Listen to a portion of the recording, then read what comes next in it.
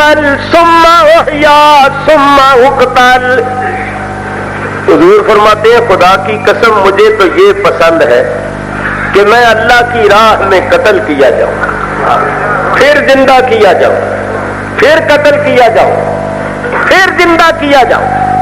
مطلب یہ کہ اللہ کی راہ میں بار بار قتل کیا جاؤں اور بار بار زندہ کیا جاؤں.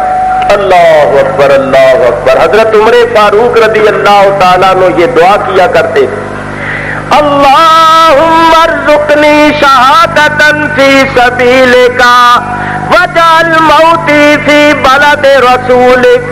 اے اللہ مجھے اپنی راہ میں شہادت نصیب فرما، اور شہادت نصیب بھی فرما تو اپنے رسول کے شہر مدینہ طیبہ میں نصیب فرما.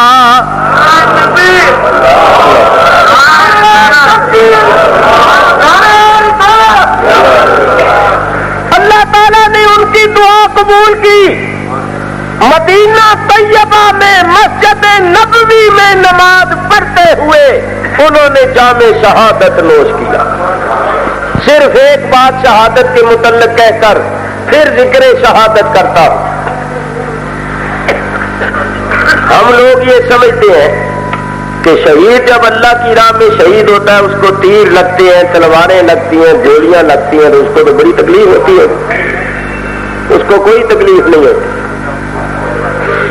بلکہ اس کو وہ لذت آتی ہے، وہ مزہ آتا ہے کہ آپ حضرات سنو، جنتی جب جنت میں چلے جائیں گے اور اپنی اپنی منزلوں میں پہنچ جائیں گے تو اللہ تعالیٰ جنتیوں سے فرمائے گا جنتیوں خوش ہو.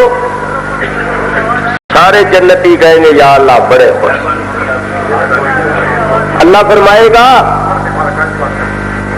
فرمائے گا کیا تمہیں یہ پسند ہے کہ تمہیں دوبارہ دنیا میں بھیج دوں؟ اور سنو، وہ پہلے جیسی زندگی نہیں ہوگی کہ تنگ دستی ہے، تکلیف ہے، مصیبت ہے، یہ ہے وہ ہے. بادشاہوں جیسی زندگی دے کر، بادشاہوں جیسا عیش دے کر تمہیں دنیا میں بھیجوں کہ بادشاہوں کی طرح زندگی بسر کرو، تو کیا تم دنیا میں جانا پسند کرو گے؟ سارے جنتی انکار کر دیں گے یا اللہ چاہے بادشاہوں جیسی زندگی دے کر دنیا میں بھیج، ہم دنیا میں نہیں جانا چاہتے. دنیا تو مصیبتوں کا گھر ہے اور یہ جنت تو عیش کا گھر ہے جہاں تو تکلیف مصیبت کا نام نہیں، تو ہم دنیا میں نہیں جانا چاہتے. جنتی انکار کر دیں، لیکن شہید کہیں گے یا اللہ ہمیں دنیا میں بھیج، یا اللہ ہم دنیا میں جانا چاہتے، ہمیں بھیج دے. اللہ تعالیٰ عالم الغیب والشہادہ ہے، وہ سب کچھ جانتا ہے. جاننے کے باوجود پوچھے گا شہیدوں تم دنیا میں کیوں جانا چاہتے ہو؟ کیا تمہیں جنت کی نعمتیں پسند نہیں؟ کیا تم دنیا کی نعمتوں کو جنت کی نعمتوں پر ترجیح دیتے ہو؟ تم جنت کو چھوڑ کر دنیا میں کیوں جانا چاہتے ہو؟ اللہ تعالیٰ سب کچھ جانتا ہے مگر وہ جاننے کے باوجود پوچھتا ہے. اگر وہ نہ پوچھتا اور شہید نہ بتاتے تو مجھے اور آپ کو کیسے پتا چلتا؟ تو شہید عرض کریں گے مولا کریم تو سب کچھ جانتا ہے، تو علیم بذات الصدور ہے.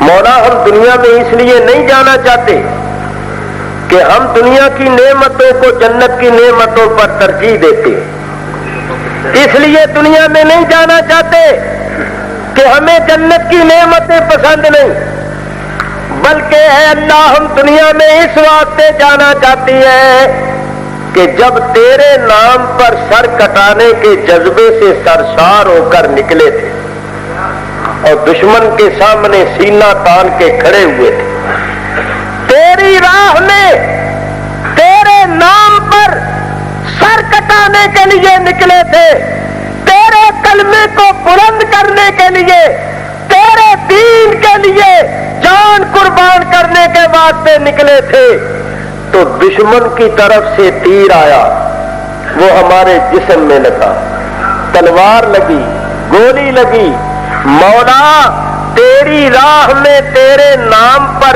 سر کٹاتے وقت جو لطف و مزہ آیا تھا، تیری قسم وہ تیری جنت میں نہیں ہے، وہ لطف و مزہ تیری جنت میں نہیں ہے۔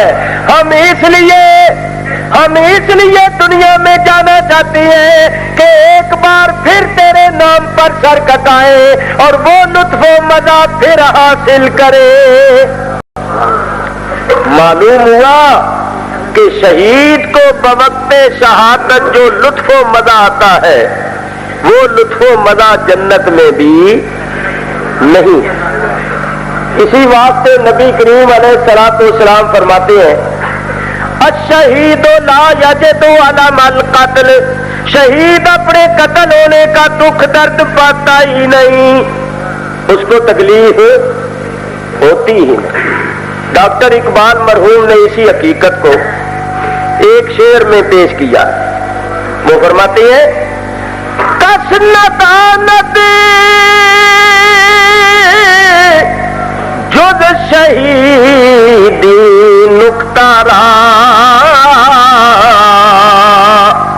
کو بخونے خود خریدی نکتہ را، فرماتے شہید کے سوا اس نقطے کو کوئی نہیں سمجھتا، کوئی نہیں جانتا، اس لیے کہ شہید اپنی جان دے کر اس نقطے کو حاصل کرتا ہے، جس نے اپنی جان دی ہی نہیں اس کو یہ نقطہ حاصل نہیں ہوا، جس کو حاصل نہیں ہوا وہ جانتا بھی نہیں۔ میرے بزرگوں اور دوستوں، میری اس گفتگو سے یہ ثابت ہوا کہ شہادت اللہ تعالیٰ کا ایک انعام ہے، شہادت اللہ کا انعام ہے، یہ قرآن سے ثابت ہے۔ انعم اللہ علیہم من النبیین والصدیقین والشہداء والصالحین، نبوت، صدیقیت، شہادت، صالحیت، یہ اللہ تعالیٰ کے انعامات، شہادت بھی اللہ کا ایک انعام ہے۔ بتاؤ انعام کے ملنے پر خوشی کرنی چاہیے یا ماتم؟ بولو، اللہ تو دے انعام اور ہم کریں ماتم، اس کا مطلب یہ ہوا کہ ہمیں بڑا صدمہ ہوا ہے کہ یا اللہ تو نے فلانے کو انعام کیوں دیا؟ میاں شہادت تو اللہ کا ایک انعام ہے، یہ تو ایک بہت بڑی سعادت ہے جس کے لیے بڑے بڑے جلیل القدر حضرات تمنا کرتے تھے، دعائیں کرتے تھے۔ صحابہ جب حضور کے ساتھ اللہ کی راہ میں جہاد کرنے جاتے تھے تو صحابہ عرض کرتے تھے یا رسول اللہ دعا کیجیے اللہ ہمیں شہادت نصیب فرمائے۔ تو یہ تو وہ نعمت عظمیٰ ہے جس کے لیے بڑی بڑی جلیل القدر ہستیاں آرزو کرتی تھی۔ اب سنو، جنگ بدر میں صحابہ شہید ہوئے، جنگ احد میں ہوئے، بہت سی جنگوں میں شہید ہوئے، بعد میں تابعین، تبع تابعین، ائمہ، اولیاء، صلحاء، علماء، مومنین اللہ کی راہ میں جام شہادت نوش کرتے رہے اور انشاءاللہ العزیز مومنین کرتے رہیں گے۔ ڈاکٹر اقبال کہتے ہیں شہادت ہے مطلوب و مقصود مومن، شہادت تو مرد مومن کی مطلوب ہے، مرد مومن کا مقصود ہے۔ تو امام علی مقام کی شہادت پر پھر آنسو کیوں بہائے جاتے ہیں، صدمے کا اظہار کیوں کیا جاتا ہے، یہ میں آپ کو بتانا چاہتا ہوں۔ جنگ بدر میں لڑائی ہوئی تھی کافروں سے، جنگ احد میں لڑائی ہوئی کافروں سے، مسلمانوں کی کافروں سے لڑائیاں ہوتی رہی ہیں، ہوتی رہیں گی، یہ کوئی ایسی بات نہیں جس پر آنسو بہائے جائیں، یہ تو فخر کی بات ہے۔ امام علی مقام کی شہادت پر آنسو اس لیے بہائے جاتے ہیں کہ امام کے ساتھ لڑنے والے کافر نہیں تھے، وہ تھے جو مسلمان ہونے کے دعوے دار تھے۔ صرف مسلمان ہونے کے ہی نہیں، ان کو خاص طور پر اہل بیت کا محب ہونے کا دعویٰ، وہ خاص طور پر اپنے آپ کو اہل بیت کے محب کہتے، اہل بیت کی محبت کے خاص طور پر دعوے دار تھے۔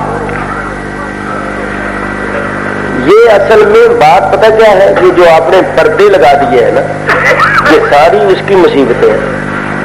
کہتے ہیں ہم محروم ہو گئے ہیں، تو بھائی خدا کے لیے ایسا کرو، یہ جتنے حضرات دونوں طرف کھڑے ہیں میں ان سے ادب سے عرض کرتا ہوں کہ کم از کم ان لوگوں نے اتنا خرچہ کیا ہے، اتنا کیا نام ہے انتظام کیا ہے، تو آپ حضرات کیونکہ سر پر کھڑے ہوئے ہیں تو تھوڑی سی بھی بات ہوتی ہے نا تو وہ ذہن میں خلل پیدا کرتی ہے، انتشار پیدا کرتی ہے، اور مقرر کے لیے سکون بہت ضروری ہے۔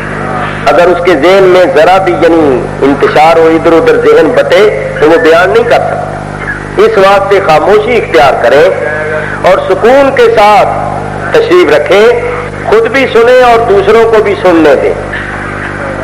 سب حضرات ایک مرتبہ درود شریف پڑھ لیجیے۔ اللہم صلی علی سیدنا مولانا محمد المعدن الجود والکرم علیہ صحابہ بارک وسلم صلاۃ و سلام علیک یا رسول اللہ۔ میں بہت شکر گزار ہوں کہ محترم جناب سید احد یوسف صاحب ہمارے جلسے میں تشریف لائے ہیں، اور میں مبارکباد بھی پیش کرتا ہوں۔ میں چاہتا تھا کہ وہاں حاضری دوں گا کراچی میں، مگر آپ رہتے ہی اب حیدرآباد میں ہیں، کبھی کراچی جاتے ہیں تو پتہ ہی نہیں چلتا۔ بہر صورت ہمارے کرم فرما ہے، ہمارے مسلک کے ہیں، ہمارے بزرگ ہیں، ہمارے دوست ہیں، سید ہیں، حضور کی اولاد میں سے ہیں اور ذکر سننے کے لیے آئے ہیں، اور پتہ ہوتا تو پہلے کچھ انتظام ہی اچھا کر لیتے کرسی ورسی کا، اب بیٹھے بھی بڑے تنگ ہیں۔ بہر صورت میں بہت ہی مشکور اور ممنون ہوں کہ آپ تشریف لائے ہیں اور جلسے کی رونق میں آپ نے اضافہ فرمایا ہے۔ اللہ تعالیٰ آپ کا تشریف لانا قبول فرمائے، آپ حضرات کا بھی تشریف لانا قبول فرمائے، اور سب کو دارین میں جزائے خیر عطا فرمائے۔ تو میری باتوں کو ذرا غور سے سنو، اب خدا کے لیے مجھے دوبارہ نہ کچھ کہنا پڑے، آپ حضرات توجہ سے سنو جو کچھ میں عرض کر رہا ہوں۔ میرے بزرگوں اور دوستوں، امام علی مقام کو شہید کرنے والے وہ لوگ تھے جن کو مسلمان ہونے کا بلکہ محب اہل بیت ہونے کا خاص طور پر دعویٰ، اور انہوں نے خود خطوط لکھ کے بلایا۔ امام خود نہیں گئے، تھوڑے سے عرصے میں ان کی طرف سے 150 خط آیا تھا، اور انہوں نے کہا تھا کہ آپ تشریف لائیے، ہم آپ کو اپنا امام مانتے ہیں اور آپ کے دستے حق پرست پر بیعت کریں گے اور جان مال قربان کریں گے۔ امام علی مقام نے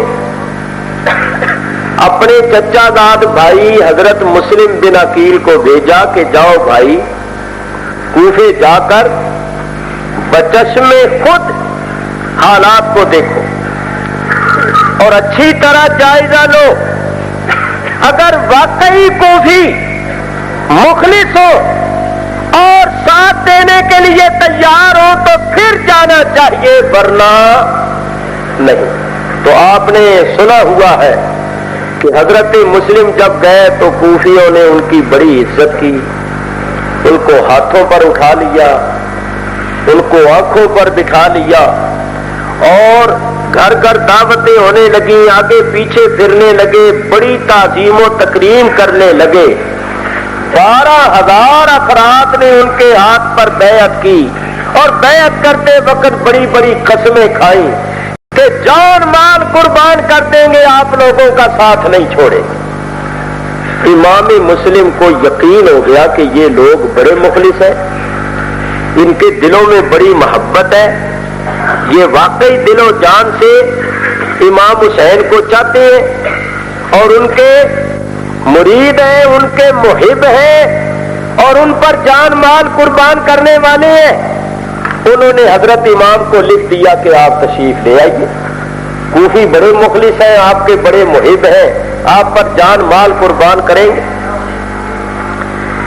یہی وجہ ہے کہ حضرت امام حسین نے اپنے اہل و عیال کو بھی ساتھ لے لیا۔ موٹی عقل والا انسان بھی سمجھ سکتا ہے کہ جو شخص لڑنے کے ارادے سے گھر سے نکلتا ہے وہ بیویوں، بہنوں اور بیٹیوں اور دودھ پیتے بچوں کو ساتھ نہیں لیا۔ امام علی مقام کا اپنی دونوں بیویوں، دونوں بہنوں اور ایک بیٹی اور دودھ پیتے بچوں کے ساتھ نکلنا اس بات کی روشن دلیل ہے کہ امام پاک لڑنے کے ارادے سے نہیں نکلے تھے۔ مگر افسوس، صد افسوس کہ کوفی بے وفا ہو گئے۔ ایسی بے وفائی انہوں نے کی، ایسی بے غیرتی اور بے حیائی کا مظاہرہ کیا کہ تاریخ میں اس کی مثال نہیں۔ انہوں نے ساتھ چھوڑ دیا اور ساتھ ہی نہیں چھوڑا، بڑی بڑی رشوتیں اور بڑی بڑی جاگیریں لے کر حکومت وقت سے مل گئے اور مل کر مقابلے پر آ گئے۔ یہ بات غور سے سنو، یہ بنیاد ہے۔ گورنر کوفہ ابن زیاد نے کہا بڑی بڑی رشوتیں اور بڑی بڑی جاگیریں لے کر میں تمہیں گھر نہیں بیٹھنے دوں، ان کو حلال کرو، حلال کر کے دکھاؤ، کوئی اللہ گلہ کرو تاکہ پتا چلے کہ واقعی تم حلال کر رہے ہو۔ اللہ گلہ نہ کیا جائے تو ان کو کیا پتا چلے گا؟ سمجھتے ہو نا؟ تو ان نے کہا، گورنر کوفہ ابن زیاد نے کہا کہ میں تمہیں بڑی بڑی رشوتیں، بڑی بڑی جاگیریں لے کر گھر نہیں بیٹھنے دوں۔ اگر واقعی تم حکومت کے ساتھ مخلص ہو اور حکومت کے وفادار ہو تو مقابلے پر جاؤ، تم ہی نے خطوط لکھ کے بلایا، تم ہی مقابلے پر جاؤ۔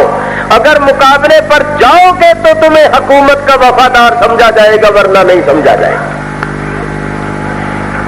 تو افسوس، صد افسوس، امام کی شہادت پر جو آنسو بہائے جاتے ہیں اس کی وجہ یہ ہے کہ جنہوں نے خطوط لکھ کے بلایا تھا، جن کو محبت کا خاص طور پر دعویٰ تھا، وہ بے وفائی نہیں ہو گئے بلکہ دشمن ہو گئے، اور وہی لوگ تلواریں، نیزے، بھالے اور برچھے لے کر مقابلے پر آ گئے۔ آنسو جو بہائے جاتے ہیں اس واسطے کہ امام کے ساتھ بے وفائی، دھوکہ اور دغا کرنے والے لوگ وہ تھے جو محب تھے، جن کو دوست ہونے کا اور غلام ہونے کا دعویٰ تھا۔ اس واسطے آنسو بہائے جاتے ہیں۔ دیکھو نا، دشمن دشمنی کرے تو اتنا دکھ نہیں ہوتا جتنا کہ دکھ اس وقت ہوتا ہے جبکہ دوست دشمنی کرے۔ تو دوستی کا دعویٰ کرے اور کرے دشمنی، بظاہر دوست اور بباطن دشمن، یہ بڑے افسوس کی بات ہوتی ہے۔ دشمن پتھر بھی مارے تو اتنی تکلیف نہیں ہوتی جتنی کہ دوست کے پھول مارنے سے تکلیف ہوتی ہے۔ تو امام کی شہادت پر آنسو اس لیے بہائے جاتے ہیں کہ امام کے ساتھ دھوکہ کرنے والے وہ لوگ تھے جن کو محبت کا دعویٰ تھا اور جنہوں نے خطوط لکھ کے بلایا۔ سنو، امام علی مقام کی شہادت کا ذکر سن کر امام علی مقام پر آنے والے مصائب کا تصور کر کے اگر آنکھیں اشکبار ہو جائے، آنکھوں میں آنسو آ جائے، تو یہ ماتم نہیں، یہ درد ہے، یہ ذوق ہے، یہ عقیدت ہے، یہ محبت ہے، بلکہ یہ رسول پاک علیہ الصلوۃ والسلام کی سنت۔ چنانچہ میں آپ کے سامنے اختصار کے ساتھ پیش کرتا ہوں۔ حضرت امام حسین رضی اللہ تعالیٰ عنہ ابھی دودھ پیتے بچے تھے، حضور نے ان کی شہادت کی خبر دے دی، فرما دیا تھا ستقتل ابنی ھذا ان امتی ستقتل ابنی ھذا، بے شک میری امت کے لوگ میرے اس بیٹے کو ان قریب قتل کر دیں گے۔ صرف یہی نہیں، سرکار نے جگہ کا نام بھی بتا دیا۔ آپ نے ارشاد فرمایا تھا ان ابنی ھذا یقتل بعدی بارض العراق یقال لها کربلا، بے شک میرا یہ بیٹا میرے بعد قتل کر دیا جائے گا عراق کی زمین پر جس کا نام ہوگا کربلا۔ حضور نے فرمایا تھا تم میں سے جو اس وقت وہاں موجود ہو اس کو چاہیے کہ وہ میرے بیٹے کی مدد کرے۔ سنو، جس وقت نبی کریم نے یہ خبر دی تھی نا امام حسین کی شہادت کی، اس وقت نبی کریم کی آنکھوں سے آنسو جاری تھے۔ اس وقت آنسو جاری تھے۔ اب ذرا غور کرنا، امام علی مقام جب شہید ہوئے تو آپ کی عمر شریف 56 برس 5 مہینے اور کچھ دن تھی۔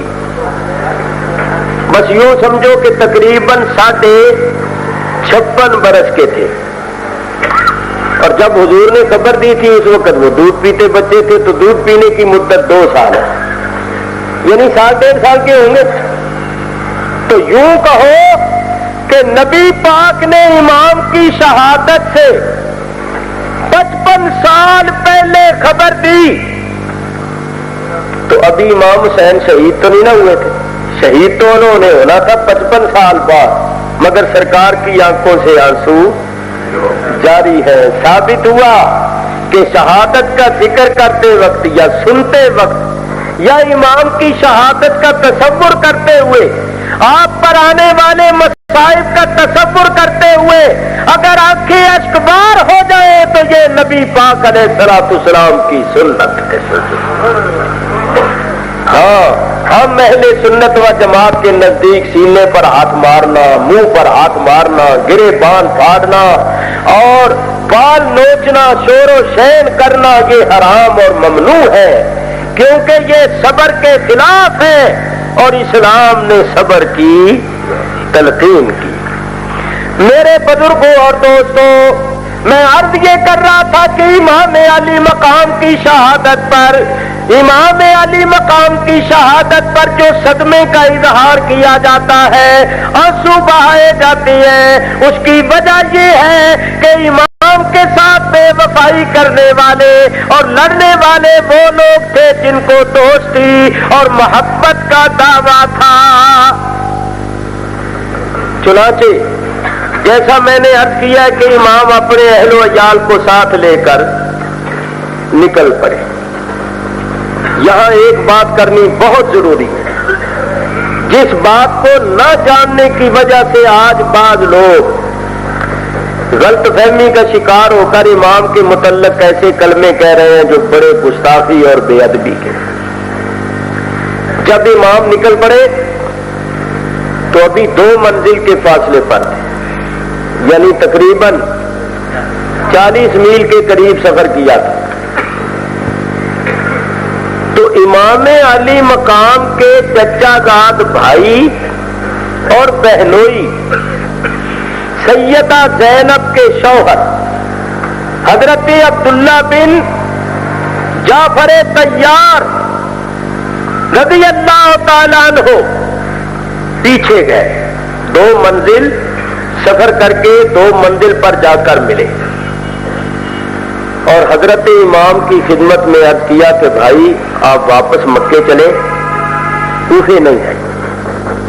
اور یہ دیکھیے میں گورنر مکہ سے آپ کے لیے امان نامہ لکھوا کے لایا، گورنر مکہ نے لکھ دیا ہے کہ حسین کی جان مال عزت آبرو کا میں ضامن، کوئی خوف و خطرہ نہیں۔ تو گورنر صاحب نے ضمانت دی ہے اور لکھ کر دیا ہے کہ کہ آپ کے لیے کوئی خوف و خطرہ نہیں، آپ کی جان مال عزت آبرو محفوظ ہے، آپ واپس آ جائیں۔ امام صاحب نے فرمایا بھائی مجھے ان لوگوں کی امان نہیں چاہیے، اللہ رسول کی امان چاہیے، میں واپس نہیں جاؤں۔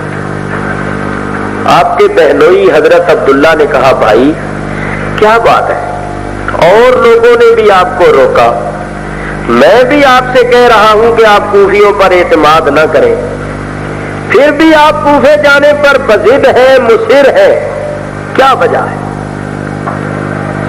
تو امام پاک نے فرمایا بھائی یہ ایک راز ہے، اس کو راز ہی رہنے دو۔ آپ کے بہنوئی نے کہا کہ بھائی میں آپ کا بھائی بھی ہوں اور آپ کا بہنوئی بھی، میرے آپ کے ساتھ بہت سے رشتے، جسمانی رشتے بھی ہیں، روحانی ایمانی رشتے بھی، تو آخر مجھ سے آپ کون سی بات ہے جس کو آپ چھپاتے ہیں؟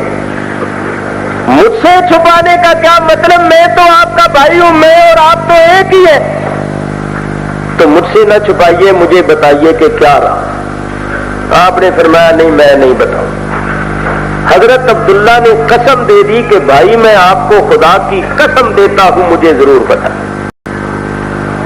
امام پاک نے فرمایا بھائی تم نے قسم دے دی اور قسم بھی بہت بڑی دے دی، اب میں تمہیں بتاتا ہوں۔ حضرت امام پاک نے فرمایا بھائی بات یہ ہے کہ مجھے خواب میں نانا جان حضور محمد الرسول اللہ صلی اللہ علیہ وآلہ وسلم کی زیارت ہوئی ہے، اور میرے نانا جان نے مجھ سے ایک عہد لیا ہے، اور میں نے نانا جان کے ساتھ اس عہد کو پورا کرنے کا وعدہ کیا ہے، اس لیے میں ضرور جاؤں گا اور نانے کے ساتھ کیے ہوئے اس عہد کو ضرور پورا کروں گا، چاہے اس کا نتیجہ کچھ بھی ہو۔ آپ کے بہنوئی اور آپ کے بھائی حضرت عبداللہ نے کہا کہ بھائی مجھے بتائیے نانا جان نے کیا عہد دیا ہے؟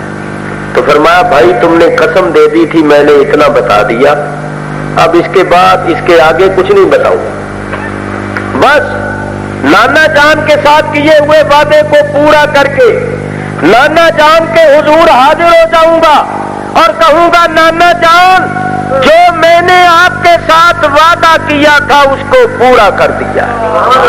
اب آپ اس کے بعد مجھے مجبور نہ کیجئے کہ میں اس عہد کی تفصیل بھی آپ کو بتاؤں۔ یہ بات میں نے اس لیے کی ہے کہ آج کل کے لوگ کہتے ہیں کہ امام حسین نے غلطی کی، ان کو نہیں جانا چاہیے تھا، اس کا مطلب یہ ہے ان کو زیادہ عقل آ گئی ہے، امام حسین کو نہیں سمجھتی، جان سب کو پیاری ہوتی ہے، ان کو اپنی جان پیاری نہیں تھی، ان کو دوستوں کی جانیں پیاری نہیں تھی، بھائیوں کی، بھتیجوں کی، بھانجوں کی، بیٹوں کی جانیں پیاری نہیں تھی، کیا ان کو کم علم تھا؟ وہ حالات کو کم سمجھتے تھے، تم 1350 سال کے بعد زیادہ سمجھ گئے ہو؟ ارے میاں تم کیا اس مقام کو سمجھو جس مقام پر امام حسین تھے، تم پستیوں میں رہنے والے، وہ بلندیوں پر فائز، تم کیا ہو؟ وہ تو رسول اکرم علیہ الصلوۃ والسلام کے پیارے تھے، وہ تو رسول پاک علیہ الصلوۃ والسلام کے محبوب تھے، وہ تو نبی کریم کے پھول تھے، وہ تو جنت کے نوجوانوں کے سردار تھے، وہ تو نبی کریم کے جمال و کمال کے مظہر تھے، جو ان کا مقام تھا تمہیں تو اس کی ہوا بھی نہیں لگی، نہ لگ سکتی ہے۔ تم کیا سمجھتے ہو؟ وہ مقام رضا پر تھے، اور جس مقام پر تھے اس مقام کے مطابق وہ اپنا کام اور اپنا فرض پورا کر کے دکھا رہے تھے۔ یہ تو نانے کے ساتھ کیے ہوئے وعدے کو نبھا رہے تھے۔ اسی واسطے تو ہم پڑھتے ہیں جس نے حق کربلا میں ادا کر دیا اور اپنے نانے کا وعدہ وفا کر دیا، اس حسین ابن حیدر پہ لاکھوں سلام، کر لیا نوش جس نے شہادت کا جام۔ نعرہ تکبیر، نعرہ رسالت، نعرہ حیدری۔ میں کہنا یہ چاہتا تھا کہ جو لوگ اصل حقیقت اور اصل راز سے واقف نہیں ہے وہ آج 1350 سال کے بعد ہوائیاں اڑا رہے ہیں، بے پر کی اڑا رہے ہیں، یوں ہونا چاہیے تھا، یوں کیا، یوں ہونا۔ لو بندہ پوچھے تھی اپنا منہ دیکھو، تم کون ہو امام علی مقام کے معاملات میں دخل دینے والے اور راستے بتانے والے؟ اس کا مطلب یہ ہے کہ امام پاک وہ کچھ نہیں جانتے جو تم جانتے ہو؟ توبہ توبہ۔ میرے بزرگوں اور دوستوں، امام پاک چل پڑے، نہیں رکے۔ یہاں پھر ایک اعتراض پیدا ہوتا ہے، اور میری عادت یہ ہے کہ میں تقریر کرتا ہوں تو کوشش کرتا ہوں کہ کسی کے ذہن میں کوئی شک، کوئی شبہ، کوئی اشکال نہ رہے جس کو وہ لے کر چلا جائے۔ کوشش کرتا ہوں صفائی کرنے کی۔ اللہ اکبر۔ سنو، امام پاک یہ جانتے تھے کہ ہم نے شہید ہونا ہے، اور یہ بھی جانتے تھے کہ ہماری شہادت گاہ کا نام کربلا ہے، یہ سب کچھ جانتے تھے، مگر اس طرف توجہ نہیں تھی۔ یہ معلوم نہیں تھا کہ یہ واقعہ اسی سفر میں ہی پیش آ جائے گا۔ سمجھو؟ پھر سنو، امام صاحب جانتے تھے کہ ہم نے شہید ہونا ہے کیونکہ حضور نے خبر دے دی۔ یہ بھی جانتے تھے کہ ہماری شہادت کا نام کربلا ہے، مگر یہ معلوم نہیں تھا، اس طرف توجہ نہیں تھی کہ یہ واقعہ اسی سفر میں ہی پیش آ جائے گا اور ہم کوفے بھی پہنچنے نہیں پائے۔ امام علی مقام چلے جا رہے ہیں، راستے میں آپ کو حضرت مسلم کی شہادت کی خبر مل گئی۔ آپ حیران ہو گئے کہ اتنی جلدی اتنا بڑا انقلاب کیسے آ گیا۔ ابھی چند روز پہلے تو ہمارے پاس حضرت مسلم کا خط پہنچتا ہے کہ حالات بڑے تسلی بخش ہے، کوئی خوف و خطرہ نہیں ہے، اور اب ہم یہ سن رہے ہیں کہ ان کو شہید کر دیا گیا اور کوفے میں انقلاب آ گیا۔ تو اتنا بڑا انقلاب اتنی جلدی کیسے آ گیا؟ ہمیں جانا چاہیے اور جا کر حالات معلوم کرنے چاہیے۔ آپ رکے نہیں، آگے بڑھتے۔ مختصر یہ کہ جب اور آگے بڑھے تو کیا دیکھا کہ ایک فوجی دستہ آ رہا ہے، حر بن یزید ریاحی 1000 فوجی کے ساتھ، 1000 کے دستے کے ساتھ ملا کہ جناب میں آپ کو گرفتار کرنے آیا۔ اسی طرح لشکروں پر لشکر آ رہے ہیں، عمر بن سعد، خولی بن یزید، سنان بن انس نخعی اور شمر ذی الجوشن، یہ بڑے بڑے اشقیاء لشکروں کو لے کر پہنچ رہے ہیں، یہاں تک کہ امام علی مقام کے مقابلے میں 22,000 کا لشکر جمع ہو گیا۔ آپ کو ایک جگہ پر گھیر لیا گیا، تمام راستوں کی ناکہ بندی ہو چکی تھی، چاروں طرف لشکر ہی لشکر تھے، درمیان میں آپ گھرے ہوئے تھے۔ جس جگہ آپ گھرے، آپ نے کسی سے پوچھا بھائی جس جگہ ہمیں گھیر لیا گیا ہے اس جگہ کا نام کیا ہے؟ تو کسی نے کہا جناب اس جگہ کا نام ہے کربلا۔ جو ہی آپ نے لفظ کربلا سنا تو فرمایا سچ فرمایا تھا ہمارے نانا جان صلی اللہ علیہ وسلم نے کہ حسین کی شہادت گاہ کا نام کربلا ہے۔ اگر یہ کربلا ہے تو یہ تو ہماری شہادت گاہ ہے، اب ہم یہاں سے کہیں اور نہیں جا سکتے۔ چنانچہ آپ نے اپنے عزیزوں سے اپنے رفقا سے فرمایا سواریوں سے نیچے اترو اور خیمے لگاؤ۔ تو خیمہ لگانے کے لیے زمین میں جہاں لکڑی گاڑی جاتی تھی وہاں سے خون نکل آتا تھا۔ آپ کی بہن سیدہ زینب نے دیکھا تو کہا بھائی کسی اور جگہ چلو، یہ تو خونی زمین ہے، اس خون کو دیکھ کر میرا دل گھبراتا ہے۔ تو فرمایا بہن اب ہم یہاں سے کسی اور جگہ نہیں جا سکتے، یہی ہماری شہادت گاہ ہے اور یہی ہم نے اپنے صبر و استقلال کا مظاہرہ کرنا ہے۔ جو کچھ آپ نے فرمایا شاعر نے اس کی ترجمانی کی۔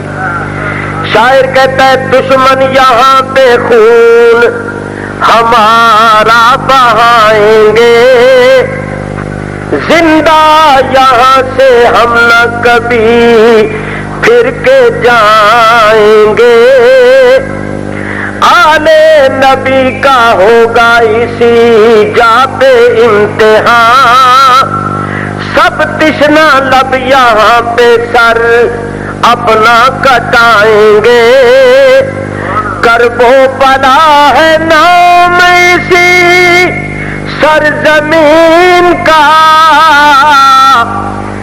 کرب و بلا ہے نام اسی سرزمین کا، بچے یہاں پہ پانی کا قطرہ نہ پائیں گے، ہوگا یہاں شہید ہر ایک مصطفیٰ کا لال، اور لاش قتل گاہ سے ہم سب کی لائیں گے۔ الغرض محرم کی 2 تاریخ تھی، جمعرات کا دن تھا، آپ کربلا کی سرزمین پر گھر گئے، آپ کو گھیر لیا گیا۔ کسی گزرنے والے نے آپ سے پوچھا کہ آپ کون ہیں، کہاں کے رہنے والے؟ شاعر نے اس کی بھی ترجمانی کی۔ کسی نے جب وطن پوچھا تو یوں حضرت نے فرمایا، کسی نے جب وطن پوچھا تو یوں حضرت نے فرمایا، مدینے والے کہلاتے تھے اب ہے کربلا والے، مدینے والے کہلاتے تھے اب ہے کربلا والے۔ آپ کو گھیر لیا۔ امام علی مقام نے لشکر یزید کے سامنے بہت سے خطبے دیے، تقریریں کی، ان کو سمجھایا۔ آپ نے ارشاد فرمایا دیکھو ایک مسلمان کو جان بوجھ کر بلا وجہ قتل کرنا یہ کفر ہے اور جہنمی بننے کے مترادف ہے۔ چنانچہ آپ نے فرمایا تم قرآن پڑھتے ہو، قرآن میں اللہ تعالیٰ ارشاد فرماتا ہے وَمَن يَقْتُلْ مُؤْمِنًا مُتَعَمِّدًا فَجَزَاؤُهُ جَهَنَّمُ خَالِدًا فِيهَا، جو جان بوجھ کر کسی مسلمان کو بلا وجہ قتل کر دے اس کا ٹھکانہ دوزخ، وہ ہمیشہ دوزخ میں رہے۔ آپ نے فرمایا جس نبی کا کلمہ پڑھ کے تم مسلمان کہلاتے ہو اس نبی کا ارشاد ہے سباب المسلم فسوق وقتالہ کفر، مسلمان کو گالی دینا یہ گناہ ہے اور مسلمان کو قتل کرنا یہ کفر ہے۔ آپ نے فرمایا ایک مسلمان کو قتل کرنا کفر ہے، جہنمی بننے کے مترادف ہے، تو میں تو تمہارے رسول کا نواسا ہوں، اور اس وقت روئے زمین پر میرے سوا اور کوئی تمہارے رسول کا نواسا نہیں ہے۔ ذرا سوچ لو، اگر میرا خون کرو گے تو اس خون کا وبال کتنا سخت ہو۔ مجھے پہچانو، میں کون ہوں، میرا تم پر کیا حق ہے۔ تم پر تو یہ لازم ہے کہ تم میری تعظیم کرو، میری توقیر کرو، میرے حسب نسب کو دیکھو، میرے مرتبے کو دیکھو، میری حیثیت کو دیکھو، نہ یہ کہ تم میرے خون کا وبال اپنی گردن پر لو۔ سنو، میں نے تمہارے کسی آدمی کو قتل نہیں کیا جس کا تم نے مجھ سے انتقام لینا، میں نے تم میں سے کسی کو کوئی دکھ نہیں پہنچایا، کوئی تکلیف نہیں پہنچائی، کسی کا کوئی نقصان نہیں کیا، آخر تم میرے قتل کے درپے کیوں ہو؟ میں نے تمہارا کیا بگاڑا ہے؟ تو سنو، میں تمہارے سامنے 3 شرطیں پیش کرتا ہوں تاکہ تم میرے خون کے وبال سے بچ جاؤ۔ یا تو مجھے واپس چلے جانے دو، واپس نہیں جانے دیتے ہو تو کسی سرحد کی طرف نکل جانے دو، میں تمہاری حدود سلطنت سے باہر نکل جاؤں گا، کسی اور ملک میں جا کر اسلام کی تبلیغ کرتے ہوئے زندگی کے دن گزار لو، اور اگر تمہیں یہ منظور نہیں تو پھر ایسا کرو کہ مجھے سیدھا یزید کے پاس لے چلو، میں جانوں اور وہ جانے، میرے اس کے درمیان جو فیصلہ ہونا ہوگا ہو جائے گا۔ تم تو میرے خون کا وبال اپنی گردنوں پر نہ لو، کیونکہ میرے خون کے وبال سے بڑھ کر کسی اور کے خون کا وبال نہیں ہو۔ آپ نے ہر طرح سمجھایا، مگر یاد رکھو، جب بدبختی کسی قوم کا مقدر بن جاتی ہے تو پھر دلوں پر موریں لگ جاتی ہیں، کانوں پر بھی موریں لگ جاتی ہیں، آنکھوں پر پردے پڑ جاتے ہیں، سمجھنے کی صلاحیت سلب ہو جاتی ہے۔ یہی حال بالکل ان کا ہو گیا۔ امام پاک نے یزیدیوں کے سامنے اپنا تعارف کرایا، اپنا حسب نسب بیان کیا۔ ایک شاعر ترجمانی کرتے ہوئے کہتا ہے، امام پاک نے فرمایا مجھے پہچانو میں کون ہوں۔ یوں کہا فرزند ہوں بنت رسول، نام میری ماں کا ہے زہرا بتول۔ تم جانتے ہو میں اللہ کے حبیب کی پاک بیٹی فاطمہ الزہرا کا لگتے جگر، وہ فاطمہ الزہرا جو جنت کی عورتوں کی سردار ہے۔ یہ آپ اپنا حسب نسب کیوں بیان کر رہے تھے؟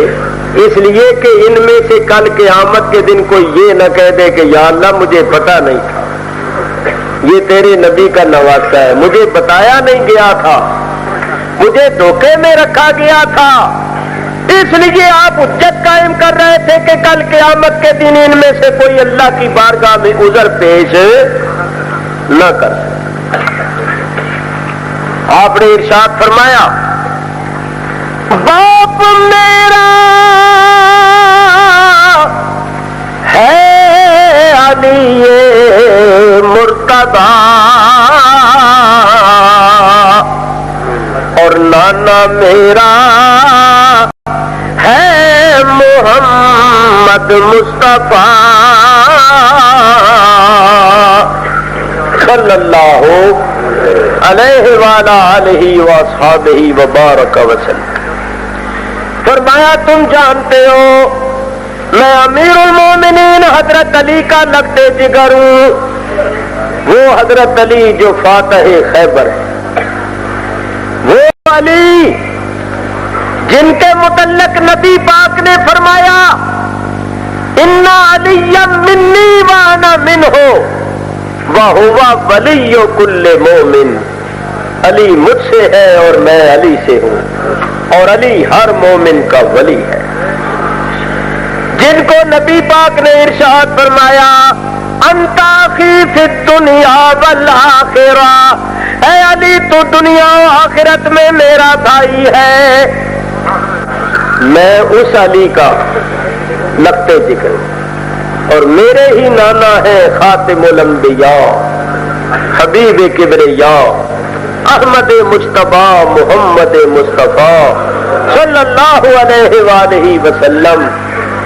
تو مجھے پہچانو، جس رسول کا تم کلمہ پڑھتے ہو میں اس کا نواسا ہوں، اور اس وقت روئے زمین پر میرے سوا اور کوئی تمہارے رسول کا نواسا نہیں۔ اور مدینہ شہر ہے میرا وطن، نام میرے پیارے بھائی کا حسن، میں مدینے شریف کا رہنے والا، میری ولادت مدینے میں ہوئی، میرا بچپن مدینے میں گزرا، میری جوانی مدینے میں گزری۔ اور کیا تم جانتے نہیں ہو نبی کریم علیہ الصلوۃ والسلام نے فرمایا من اخاف اہل المدینہ ظلما فعلیہ لعنۃ اللہ والملائکۃ والناس اجمعین۔ نبی کریم نے فرمایا جو اہل مدینہ کو ظلمن ڈرائے اس پر اللہ کی اور اللہ کے فرشتوں کی اور تمام لوگوں کی لعنت ہے، اور اس کی کوئی عبادت قبول نہیں۔ جو اہل مدینہ کو صرف خوف زدہ کرے اس کی یہ سزا ہے، تو میں تو مدنی ہوں، اور جن کے دم قدم کی برکت سے مدینے کی بہاریں ہیں ان کا نواسا ہوں، میرا خون بہاؤگے۔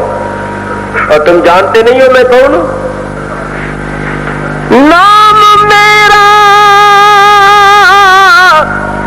ہے حسین ابن علی، وہ علی اللہ کا ہے جو ولی۔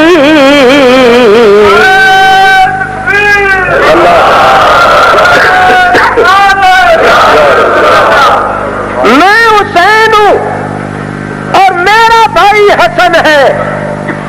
تو کیا تم جانتے نہیں ہو ہم دونوں کے متعلق اللہ کے نبی کا یہ فرمان ہے الحسن والحسین سیدا شباب اہل الجنہ، حسن حسین جنت کے نوجوانوں کے سردار۔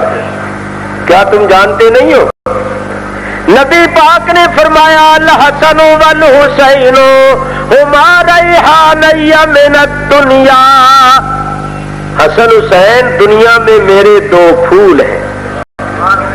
کیا تمہیں معلوم نہیں ہے کہ نبی کریم نے میرا اور میرے بھائی حسن کا ہاتھ پکڑ کے، ہم دونوں کے ہاتھ پکڑ کے فرمایا تھا من احبنی واحب ہذین واباہما وامہما کان معی فی درجتی یوم القیامہ۔ حضور نے فرمایا تھا جس نے مجھے محبوب رکھا اور جس نے ان دونوں کو یعنی حسن حسین کو محبوب رکھا اور ان کے ماں باپ کو محبوب رکھا، وہ قیامت کے دن میرے ساتھ میرے درجے میں ہوگا۔ اللہ امام نے فرمایا کیا تمہیں معلوم نہیں کہ نبی کریم نے یہ فرمایا تھا کہ اے اللہ میں ان دونوں کو محبوب رکھتا ہوں، تو بھی ان کو محبوب رکھ، اور اے اللہ جو ان کو محبوب رکھے تو اس کو بھی محبوب رکھ۔ تو مجھے محبوب رکھو گے تو اللہ تمہیں محبوب رکھے، اور اگر میرے ساتھ بغض عداوت رکھو گے، دشمنی کا مظاہرہ کرو گے تو کیا تمہیں معلوم نہیں کہ نبی پاک نے فرمایا من احب الحسن والحسین فقد احبنی ومن ابغضہما فقد ابغضنی، جس نے حسن حسین کو محبوب رکھا اس نے در حقیقت مجھے محبوب رکھا، اور جس نے ان دونوں کے ساتھ بغض رکھا اس نے در حقیقت میرے ساتھ بغض رکھا۔ آپ نے اپنے فضائل، اپنا مرتبہ، اپنے متعلق اللہ رسول کے جو ارشادات تھے وہ بتائے اور ان کو روکا کہ میرے خون ناحق سے باز آؤ۔ میں نشانی ہوں جناب مصطفیٰ جن کا کلمہ تم بھی پڑھتے ہو سدا، بدبختو جس رسول کا کلمہ پڑھ کے اپنے آپ کو مسلمان کہلاتے ہو، میں اسی رسول کی ایک نشانی، ایک یادگار ہوں۔ ہوش میں آؤ، آنکھیں کھولو اور میرے خون سے اپنے ہاتھوں کو رنگین نہ کرو۔ مگر بدبختی ان کا مقدر بن چکی تھی، کوئی بات ان پر اثر انداز نہ ہوئی، بس ان کا ایک ہی مطالبہ تھا کہ یا تو یزید کی بیعت کرو یا لڑنے کے واسطے تیار ہو، اور بیعت کرنے کی یہ صورت ہوگی کہ پہلے آپ کو گرفتار کر کے کوفے لے کے جائیں گے، گورنر کوفہ کے ہاتھ پر آپ کو بیعت کرنی ہوگی، ابن زیاد کے ہاتھ، پھر ابن زیاد کے حکم سے آپ کو دمشق میں یزید کے پاس لے کے جائیں گے، وہاں جا کر آپ نے بیعت کرنی ہوگی۔ اگر یہ بات منظور ہے تو اس وقت ہم آپ کو قتل نہیں کرتے، گرفتار کر لیتے ہیں، نہیں تو پھر لڑنے کے واسطے تیار ہو۔ آپ نے فرمایا جہاں تک بیعت کرنے کا تعلق ہے یہ بازو کٹ سکتے ہیں اور یزید و ابن زیاد جیسے ظالموں کے ہاتھوں پر اطاعت کے طور پر نہیں رکھے جا سکتے، یہ سر کٹ سکتا ہے اور یزید جیسے ظالم و فاسق کے سامنے جھک نہیں سکتا۔ انہوں نے کہا پھر لڑنے کے واسطے تیار ہو جاؤ۔ فرمایا میں لڑنے کے واسطے نہیں آیا، تم لڑنے کے واسطے آئے ہو، تم سے جو ہو سکتا ہے وہ کر۔ محرم کی 7 تاریخ کی صبح سے انہوں نے پانی بند کر دیا۔ ابن زیاد گورنر کوفہ نے حکم جاری کیا کہ حسین اور دریائے فرات کے درمیان میں حائل ہو جاؤ، پانی بند کر دو۔ یہ الفاظ ہیں تاریخ کی کتابوں میں، تاریخ طبری اٹھا کر دیکھو، کامل ابن اسیر اٹھا کر دیکھو، البدایہ والنہایہ ابن کثیر اٹھا کر دیکھو، اس کا حکم یہ تھا کہ پانی بند کر دو، وَلَا يَذُوقُوا مِنْهُ قَطْرَةً، یہاں تک کہ حسین اور اس کے ساتھی دریائے فرات کا ایک قطرہ بھی نہ چکھ سکے۔ حاکم کا حکم یہ تھا کہ پانی بشر پیے، گھوڑے پیے، اونٹ پیے، اہل ہنر پیے، سب پیے، چرند و پرند پیے، منع تم نہ کیجیو، مگر ایک فاطمہ کے لال کو پانی نہ دیجیو۔ افسوس صد افسوس، بدبختوں نے اس حسین کا پانی بند کر دیا جس کا نانا مالک کوثر تھا، جس کا باپ ساقی کوثر تھا۔ انہوں نے یہ خیال نہ کیا کہ ان کا پانی بند کر کے ان کے جد امجد اور ان کے باپ کے ہاتھوں ہم کوثر کے جام کیسے پی سکیں۔ میں کہتا ہوں کہ ان کے مقدر میں کوثر کے جام تھے ہی نہیں، ورنہ وہ ایسی بدبختی کا مظاہرہ نہ کر۔ میرے بزرگوں اور دوستوں، مختصر یہ ہے کہ محرم کی 9 تاریخ آ گئی، یزیدی لشکر میں نقارہ بجا، یہ اعلان جنگ تھا۔ رفقا نے عرض کیا حضرت ان کی طرف سے اعلان جنگ ہو گیا ہے۔ آپ نے فرمایا اچھا۔ آپ نے 2-3 دوستوں کو بھیجا کہ جاؤ ان لوگوں سے کہو کہ ہمیں 1 رات کی مہلت دے۔ دوست گئے، جا کر یزیدیوں سے بات چیت کی، انہوں نے بڑی مشکل سے یہ بات مانی، وہ مانتے نہیں تھے، بڑی مشکل سے یہ بات مانی اور 1 رات کی مہلت دے دی۔ محرم کی 10ویں شب ہے، جمعے کی رات۔ امام علی مقام نے نماز عشاء کے بعد اپنے رفقا کو بلایا اور بلا کر فرمایا میرے عزیزو، میں تم سب پر بہت خوش ہوں اور خوشی سے تمہیں اجازت دیتا ہوں کہ جہاں بھی تم سے ہو سکے تم چلے جاؤ۔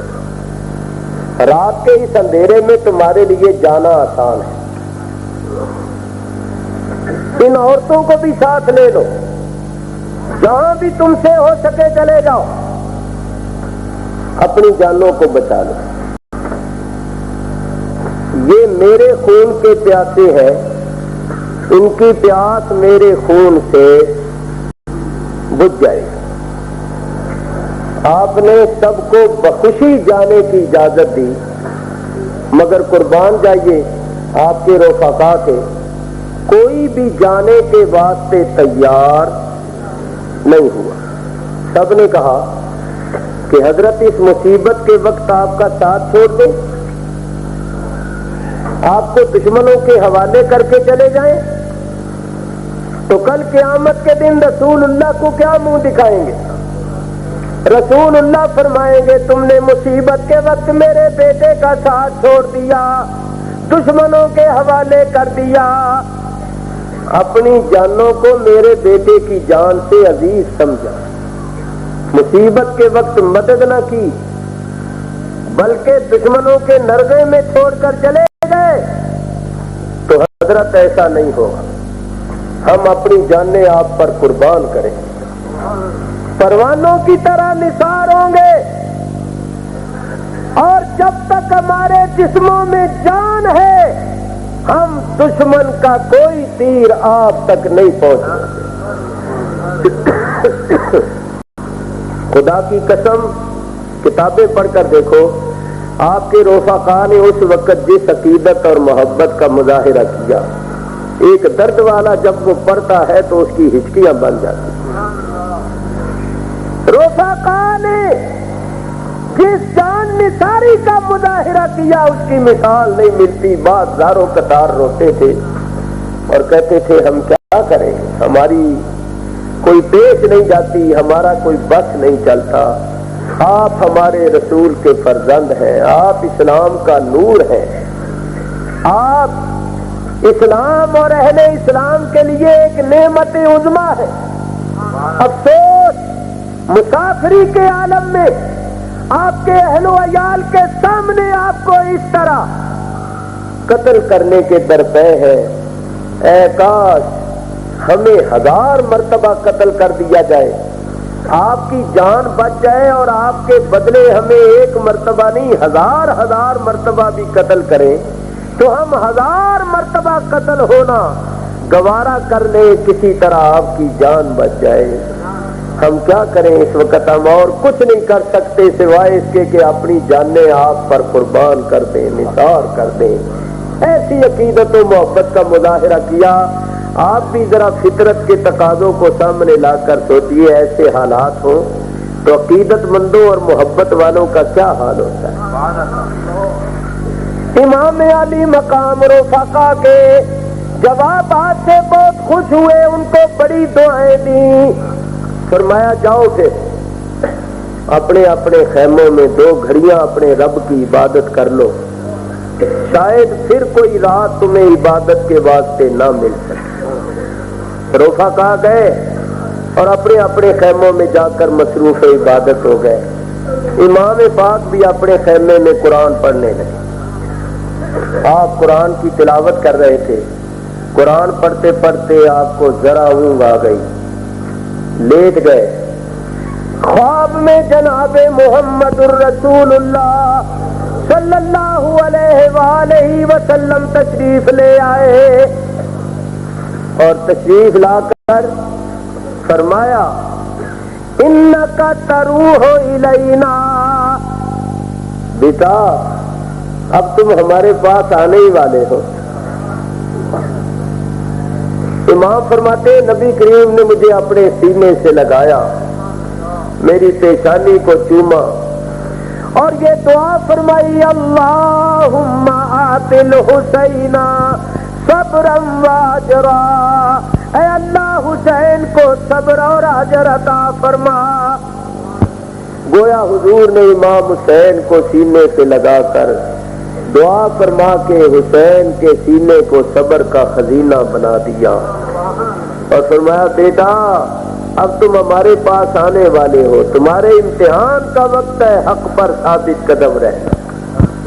سرکار تشریف لے گئے، امام پاک بیدار ہوئے، اپنے سارے عزیزوں کو اپنا خواب سنایا، فرمایا انی رأیت رسول اللہ صلی اللہ علیہ وسلم فی المنام، میں نے نبی کریم علیہ الصلوۃ والسلام کو خواب میں دیکھا ہے۔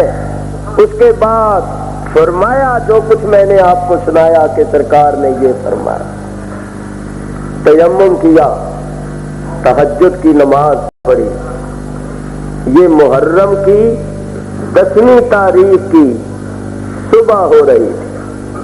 شاعر کہتا ہے سجدوں سے نمازوں سے یہ رفعت کی سحر ہے، رونے کی تذلل کی عبادت کی سحر ہے، ہائے یہ سحر رنجو مصیبت کی سحر ہے، عاشور محرم ہے شہادت کی سحر ہے، لٹنے کا تباہی کا پریشانی کا دن ہے، اولاد پیغمبر کی یہ قربانی کا دن ہے۔ امام پاک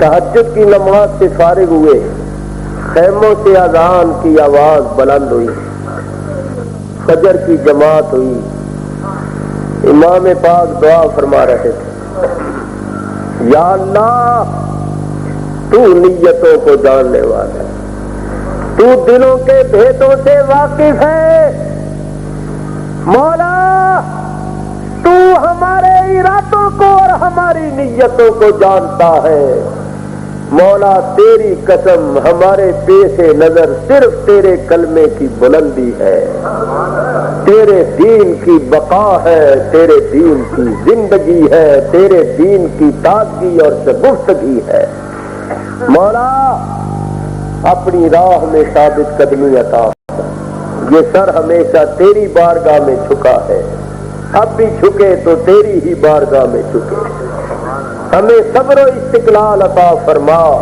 وہ صبر دے الہی جس میں خلل نہ آئے، وہ صبر دے الہی جس میں خلل نہ آئے، تیروں پہ تیر کھاؤں ابرو پہ بل نہ آئے۔